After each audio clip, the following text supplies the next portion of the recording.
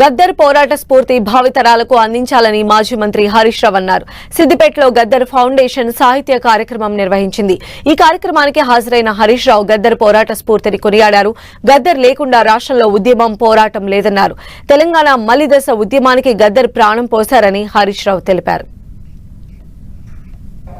ఆయన లేని ఉద్యమమే లేదు. అది ఏ పోరాటం అన్నా కావచ్చు, రైతాంగ పోరాటం కావచ్చు, సాయుధ పోరాటం కావచ్చు, తెలంగాణ పోరాటం కావచ్చు, ఆయన లేని పోరాటమే లేదని ఈ 5 దశాబ్దాల కాలంలో జరిగిన ప్రతి పోరాటంలో గద్దరన్న ఉన్నాడు. అది సారా ఉద్యమంకి వ్యతిరేకంగా జరిగిన పోరాటం కావచ్చు, రైతుల ఆత్మహత్యలు కావచ్చు, దళిత ఉద్యమం కావచ్చు, విప్లవ పోరాటం కావచ్చు, ఏ పోరాటమైనా ఆ పోరాటం వెనుక గద్దరన్న ఒక గొంతుకై నిలిచిండు. అంటే అది న్యాయం అనుకుంటే ఆ పోరాటానికి అండగా నిలిచిండు. అన్యాయాన్ని ప్రశ్నిస్తూ అందరితో కలిసి పనిచేసినటువంటి వ్యక్తి గద్దరన్న గారు.